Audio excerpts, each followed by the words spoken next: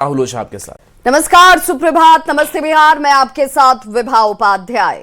और इस वक्त की बड़ी खबर, पीएम मोदी ने जनता से अपील की है। राष्ट्रीय हथकरघा दिवस पर उन्होंने अपील की है, लोगों से हैंडलूम को बढ़ावा देने की अपील की है। पीएम ने लोगों से अपील करते हुए कहा कि वो अपने पसंदीदा हैंडलूम उत्पादों के साथ वीडियो और सोशल मीडिया पर साझा करें ताकि दुनिया तक हमारे देश का हैंडलूम पहुंच सके। 1905 7 अगस्त हमें भूलना नहीं है। 7 अगस्त 1905 को देश की आजादी के लिए स्वदेशी आंदोलन का प्रारंभ हुआ था और आत्मनिर्भर भारत की नींव डाली गई थी। अंग्रेजों के खिलाफ देशवासियों ने एक बहुत बड़ी लड़ाई लड़ी थी। जन जन जुड़ गया था। अभी पिछले सप्ताह आप सबने फ्रेंडशिप डे मनाया। मैं आज आग्रह करता हूं, 7 अगस्त हैंडलूम डे होता है। हमने इतने ही उत्साह और उमंग के साथ हैंडलूम डे मनाना है। और हैंडलूम डे मनाने का मतलब है कि हर गरीब परिवार, बुनकर परिवार, जो अपने हाथों से अपनी छोटी छोटी घर में लूम पर कपड़े बनाते हैं और नई नई वैरायटीज होती है। आप देखिए ना, क्या कुछ नहीं है। और आप भी तो इस प्रकार से एक हैंडलूम की वैरायटी के साथ GRWM वीडियो करके जरूर दुनिया के सामने अपनी बात रख सकते हैं। हैंडलूम के लिए लोगों को प्रेरित कर सकते हैं। हमारा काम है आत्मनिर्भर भारत बनाने के लिए हमारे इन छोटे छोटे छोटे गरीब परिवारों को भी आर्थिक रूप से समृद्ध करना। आइए हम स्वयं हैंडलूम से कुछ न कुछ खरीदें, उसका एक वीडियो बनाएं और देश और दुनिया में उस वीडियो को प्रचारित करें ताकि हमारे बुनकर भाई बहनों के सामर्थ्य का परिचय दुनिया को भी हो। आइए, 7 अगस्त हैंडलूम डे, बहुत बहुत शुभकामनाएं। बिहार में विकास की गाड़ी को रफ्तार देने के लिए सम्राट सरकार ने लगभग 51,600 करोड़ रुपए का MOU साइन किया है, जिसके तहत बिहार को आने वाले वक्त में स्टील हब बनाने की तैयारी है। इतना ही नहीं, बिहार के गन्ना किसानों के लिए भी सरकार ने बंद पड़ी चीनी मिलों को एक बार फिर से चालू करने का फैसला भी लिया है। बिहार में उद्योग को नई उड़ान, गयाजी में लगेगा स्टील प्लांट, मधुबनी का रयाम चीनी मिल होगा गुलजार, विकास को मिलेगी नई रफ्तार।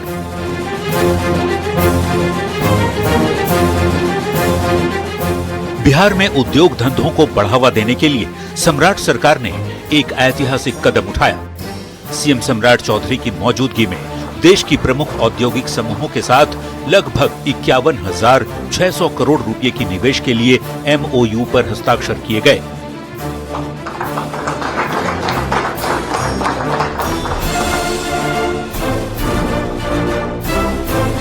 Shyam steel manufacturing limited Bihar के स्टील सेक्टर में 5,000 करोड़ रुपए का निवेश करेगा। शाकंभरी इस्पात एंड पावर लिमिटेड 5,000 करोड़ रुपए का निवेश करेगा, जबकि Nakshit iron and steel private limited प्रदेश में 6,836 करोड़ रुपए का निवेश करेगा। तो वहीं Shri Langta Baba metals and power limited 5500 crore रुपए का निवेश करेगा। इसके अलावा अंकुर स्टील प्राइवेट लिमिटेड भी 6,000 करोड़ रुपए का निवेश करेगा। और ऐसी कई कंपनियां आने वाले समय में बिहार के स्टील सेक्टर में निवेश करने वाली हैं। सबसे बड़ा प्रोजेक्ट गयाजी में लगने वाला स्टील प्लांट होगा, जो बिहार के लोगों के लिए रोजगार के नए अवसर पैदा करेगा। इसके लिए 6,000 करोड़ रुपए खर्च किए जाएंगे। बिहार स्टील हब भी बने, जिस तरह के आज MOUs हुए, ये प्रतीक है कि यदि 6 से 7 स्टील प्लांट्स हमारे यहाँ लगे, इसका मतलब स्टील का हब भी बनने वाला है बिहार। सिर्फ स्टील ही नहीं, बिहार के विकास में मिठास घोलने की तैयारी भी सरकार कर रही है। करीब 3 दशक से बंद पड़ी मधुबनी के सकरी रयाम चीनी मिल के फिर से गुलजार करने की तैयारी की जा रही है। 347 करोड़ रुपए की लागत से सरकारी चीनी मिल को दोबारा चालू किया जाएगा। इसके शुरू होने से करीब 5000 लोगों को रोजगार मिलेगा। हजारों गन्ना किसानों को अपनी फसल का बाजार मिलेगा। साथ ही मिथिलांचल में एक बार फिर गन्ने की खेती को नई रफ्तार मिलेगी। हम तो लगातार सदन में इस बार के सत्र में भी सकरी चीनी मिल की भी बात की है, लोहट चीनी मिल में जो बकाया है उसकी भी बात मैंने की, और सरकार के माध्यम से कैबिनेट का अप्रूवल भी आ गया कि सकरी और रैयाम दोनों चीनी मिलें जैसे चालू की जाएगी। बिहार में रोजगार के नए अवसर पैदा करने के लिए सरकार ने 2 बड़े फैसले लिए हैं, जिनसे जनता में उम्मीद जगी है। अब देखना होगा ये योजनाएं जमीन पर उतरने में कितना वक्त लेती हैं। पटना से न्यूज 18 के लिए संवाददाता शैलेंद्र के साथ सीतामढ़ी से राकेश रंजन की रिपोर्ट। बिहार में औद्योगिक विकास को नई रफ्तार देने के लिए उद्योग विभाग ने 10 प्रमुख कंपनियों के साथ बड़े निवेश समझौते किए हैं। उद्योग मंत्री श्रेयसी सिंह ने बताया कि इनमें से 9 कंपनियां स्टील सेक्टर में 28,000 करोड़ रुपए से ज्यादा का निवेश करेंगी। इसके अलावा एक कंपनी न्यूक्लियर पावर सेक्टर में निवेश के लिए आगे आई है, जिसके साथ ही एमओयू पर हस्ताक्षर किए गए हैं। कुल मिलाकर 51,000 करोड़ रुपए से ज्यादा के निवेश प्रस्तावों पर सहमति बनी है। मुझे लगता है कि ये विभाग के लिए, बिहार के लिए और बिहार में खासतौर से स्टील के उत्पादन को बढ़ावा देने के लिए एक बड़ी जीत है और एक बड़ा कदम। मैं आशा और उम्मीद करती हूँ कि जल्द से जल्द ये एमओयूज बिहार की सच्चाई में तब्दील होंगे और धरातल पे ये बड़ी इंडस्ट्रीज आपको कारगर दिखेंगी। वहीं रोहतास में डेहरी डालमिया नगर के कार्यपालक पदाधिकारी विमल कुमार हत्याकांड में एक बड़ा खुलासा हुआ। दरअसल जिस शख्स पर शहर की व्यवस्था को संभालने की जिम्मेदारी थी, उसकी आखिरी यात्रा में उसके साथ वही इंसान था जिस रिश्ते पर उसे सबसे ज्यादा भरोसा था। लेकिन पटना जाने वाली उस सड़क पर ऐसा क्या हुआ कि सरकारी गाड़ी में बैठा अधिकारी कभी वापस नहीं लौट सका। एसआईटी जांच में जो कहानी सामने आई है वो किसी क्राइम थ्रिलर से कम नहीं है।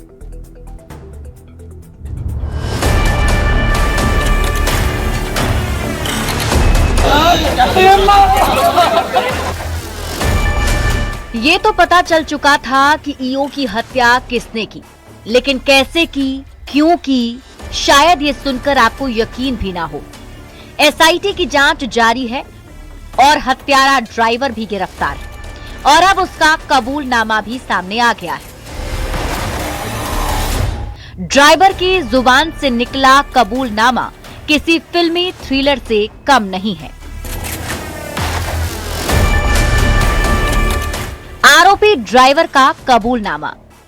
छुट्टी और व्यवहार को लेकर था विवाद। डेहरी से पटना जाने के दौरान दोनों में बहस।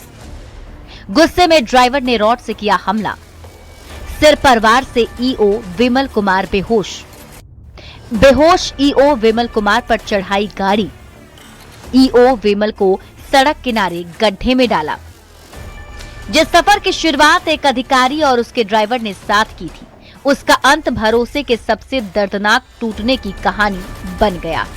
अब एसआईटी के सामने आरोपी का कबूलनामा है और उसी के आधार पर पूरी वारदात की कड़ियां जोड़ी जा रही हैं।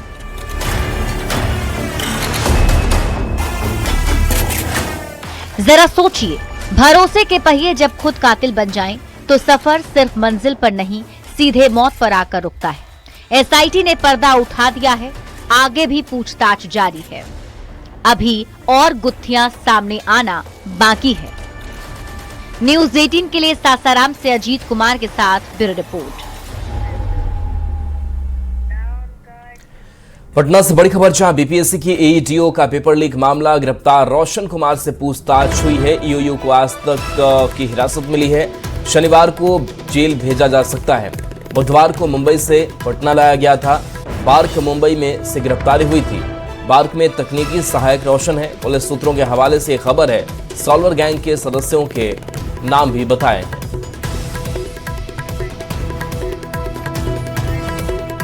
भारत नेपाल सीमा से एक बार फिर तनाव बढ़ने की खबर सामने आई। पश्चिम चंपारण के वाल्मीकि नगर से सटे विवादित सुस्ता क्षेत्र में सीमा गश्त पर निकली एसएसबी टीम पर पथराव किए जाने का मामला सामने आया। क्या है ये पूरी खबर, देखिए इस रिपोर्ट के जरिए। लाठी डंडों से घिरी एसएसबी टीम। सुस्ता सीमा पर किसने बढ़ाया तनाव?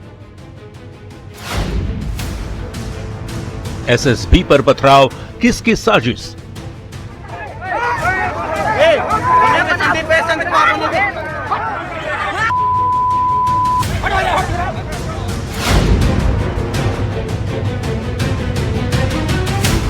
हाथों में लाठी डंडे, सामने सीमा की सुरक्षा में तैनात एसएसबी के जवान और चारों ओर बढ़ता तनाव।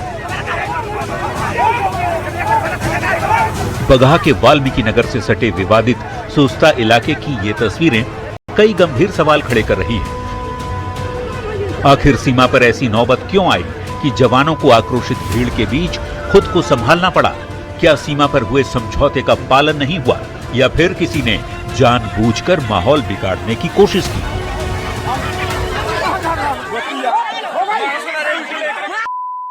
भारत नेपाल के बीच विवादित सुस्ता में एसएसबी जवानों पर नेपालियों द्वारा हमले के बाद गतिरोध बढ़ गया है। जिस इलाके में अमन चैन बहाली की दोनों देशों से सहमति बनी थी, उस विवादित क्षेत्र में नेपाल की ओर से बांध निर्माण के बाद मामला पूरी तरह तूल पकड़ लिया है। एसएसबी का आरोप है कि भारतीय सीमा क्षेत्र की ओर मिट्टी का बांध बढ़ाए जाने का विरोध करने पर नेपाल के सुस्ता गांव से बड़ी संख्या में लोग लाठी डंडे और पत्थर लेकर मौके पर पहुंच गए। जवानों के साथ कथित रूप से गाली गलौज की गई और लौटते समय उन पर पथराव भी किया।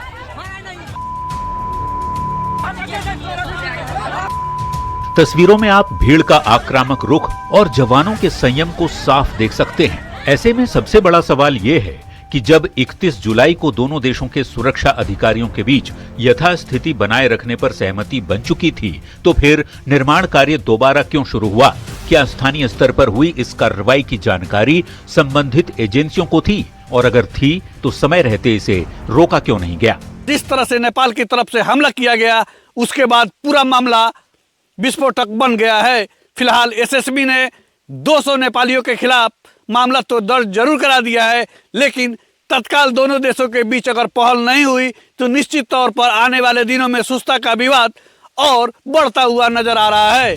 घटना के बाद एसएसबी की शिकायत पर 150 से 200 अज्ञात लोगों के खिलाफ मामला दर्ज कर जांच शुरू कर दी गई है। लेकिन सवाल सिर्फ प्राथमिकी का नहीं, सवाल ये भी है कि क्या भविष्य में ऐसी घटनाओं को रोकने के लिए सीमा पर निगरानी और समन्वय को और मजबूत किया जाएगा और क्या दोषियों की पहचान कर कार्रवाई होगी? न्यूज 18 के लिए बगहा से मुन्ना राज के साथ ब्यूरो रिपोर्ट।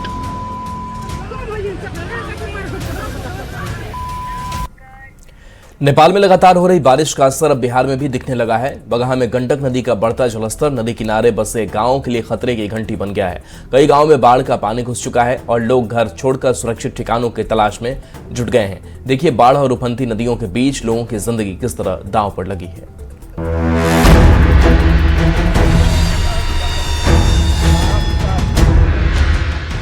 ये तस्वीरें सिर्फ बाढ़ की नहीं बल्कि उन लोगों की बेबसी की हैं जिनकी जिंदगी हर साल पानी की धार के साथ बहने लगती है। बगहा में गंडक नदी का बढ़ता जलस्तर अब गांव की चौखट तक पहुंच चुका है। चकदहवा और झंडू टोला जैसे गांवों में घरों के आसपास पानी भर गया है।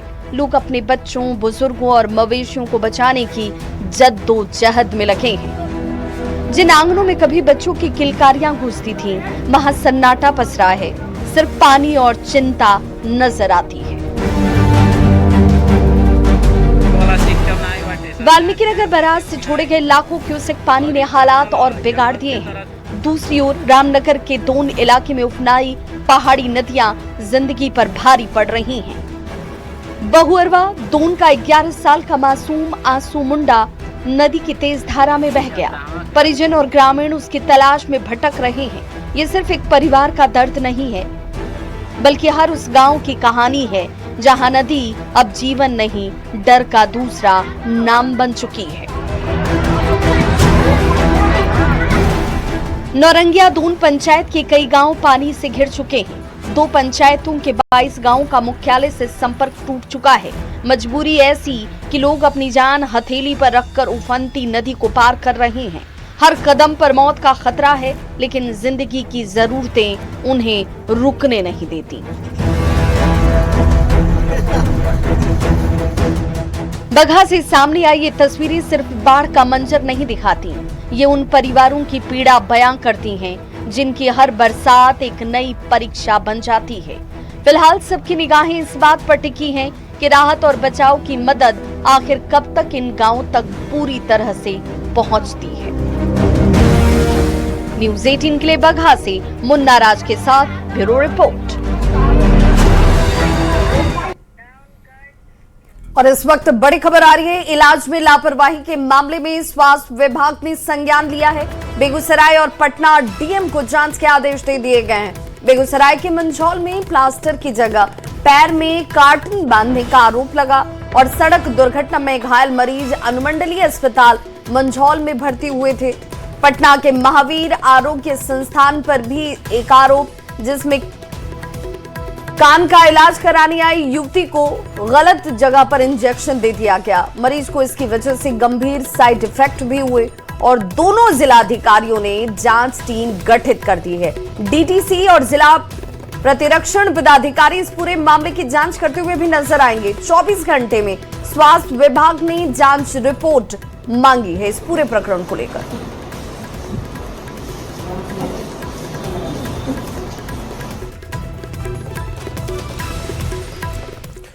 बेगूसराय के मंझौल अनुमंडलीय अस्पताल का कारनामा सामने आया है, जहां मरीज को पैर टूटने पर कार्टन बांधकर रेफर किया गया। सिविल सर्जन ने भी अजीबोगरीब दलील दी, तत्काल राहत के लिए सबको जायज बताया।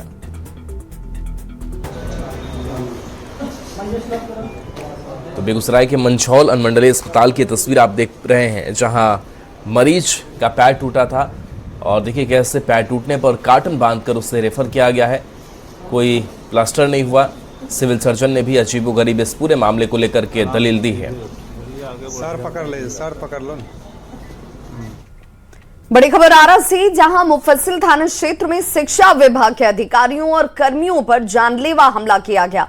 रतनपुर ओवरब्रिज के पास कार सवार हमलावरों ने सर्व शिक्षा अभियान के जिला कार्यक्रम प्रबंधक राहुल कुमार और उनके साथियों की गाड़ी को ओवरटेक कर लाठी डंडों से हमला कर दिया और इस हमले में 3 कर्मी घायल हो गए हैं, जिनमें 2 की हालत गंभीर बताई जाती है।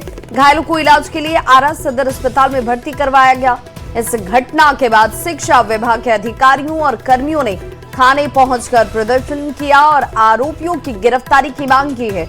इस पूरे मामले की जांच फिलहाल जारी है। तो शीशा उसा सब मारने लगा, आगे से लेके पीछे तक। ये सब देखिए फाड़ उड़ गया है, पूरा खुल गया है, टूट भी गया है। लेकिन क्या वजह क्या गाड़ी साइड नहीं, ये लोग ऐसा लग रहा है जैसे कि ये लोग प्लानिंग करके ऑल्टो रोका हुआ था, ऊपर से सब आकर हम लोग पे अटैक किया। पीछे में थे, ये थे गाड़ी से, बाइक से। तो राहुल सर ये भी पीछे में लगा, डीपीओ साहब भी पीछे बैठे थे। कभी इधर इधर चारों तरफ से मारने लगा। बताइए घटना हुई थी, हम लोग राहुल सर के साथ जा रहे थे सनदिया मोड़ के पास।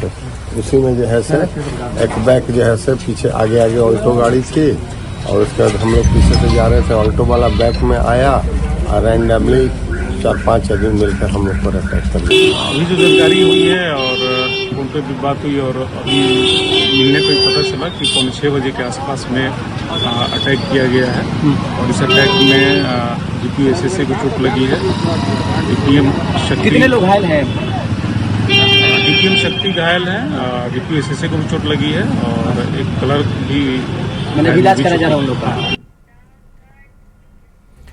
अब खबर दरभंगा से है, जहां कुशेश्वर स्थान और पहेड़ी में शराब तस्करों पर पुलिस ने शिकंजा कसा है। पुलिस ने 2 ट्रकों से करोड़ों की अवैध विदेशी शराब जब्त की है। पहले कुशेश्वर स्थान के आसू चौर में 18 चक्का ट्रक में छिपाकर लाई जा रही 3000 लीटर से ज्यादा की विदेशी शराब बरामद की गई। ट्रक में जैविक खाद की बोरियों के नीचे शराब की खेप छिपाई गई थी। वहीं बहेड़ी थाना क्षेत्र के खेत में फंसे एक कंटेनर से भारी मात्रा में शराब बरामद हुई। कंटेनर में फेविकोल की आड़ में शराब छिपाकर लाई जा रही थी। दोनों मामलों में चालक और तस्कर मौके से फरार हो गए। पुलिस तस्करी के नेटवर्क की तलाश में जुटी हुई है। वो बहुत दूर से इसको मतलब पीछा कर रहा था तो ये भाग के इधर आया और इधर में छोटे रोड था घुसा दिया। वो छोटा रोड था, ट्रक को उतना नहीं हो पाया, इसलिए थोड़ा साइड हो गया और गिर गया है, अगला चक्का गया है नीचा। वो गाछी में उतारने का प्लान था इन लोगों का, बाकी सब ड्राइवर लोग चला गया, भाग गया। खबर मुजफ्फरपुर से, जहां पूर्व मेयर समीर कुमार और उनके चालक रोहित कुमार के दोहरे हत्याकांड के मामले में अदालत ने एक बड़ा फैसला सुनाया। अदालत ने सबूतों के अभाव में 6 आरोपियों को बरी कर दिया है। इस मामले में 7 जुलाई को बहस पूरी होने के बाद अदालत ने फैसला सुरक्षित रख लिया था। हालांकि इस मामले के दूसरे ट्रायल की सुनवाई अब भी जारी है। इनमें 3 आरोपियों के खिलाफ गवाहों के बयान दर्ज किए जा रहे हैं। गौरतलब है कि 23 सितंबर 2018 को नगर थाना क्षेत्र के नवाब रोड छिंदवाड़ा इलाके में अपराधियों ने AK-47 से ताबड़तोड़ फायरिंग कर पूर्व मेयर समीर कुमार और उनके चालक रोहित कुमार की हत्या कर दी थी। इस मामले में मुख्य शूटर के रूप में शामिल गोविंद शर्मा की भी हाल में ही 2 महीने पहले उनके फ्लैट के नजदीक हत्या की गई थी। इसमें सभी अभियुक्त को बाइज्जत बरी कर दिया गया है, साक्ष्य के अभाव में रिहा किया गया है। टोटल कितने अभियुक्त बनाए गए थे? 6। कौन कौन रहते सब का नाम बता? 6 में रनंजय ओंकार हुए, नवीन कुमार हुए, नवीन कुमार, सुजीत कुमार, श्यामनंदन मिश्रा, पिंटू जी और सुशील छापड़िया जी। ये काफ़ी चर्चित मामला था, लेकिन इसमें अनुसंधानकर्ता के द्वारा या जो भी पुलिस पदाधिकारी उस समय थे उनके द्वारा सही ढंग से अनुसंधान नहीं किया गया और जो भी मोबाइल वगैरह उनके पास से जो जब्त किया गया था मृतक के कार से, उसका जांच नहीं किया गया। छोटे से ब्रेक का वक्त, जल्द वापस आते हैं।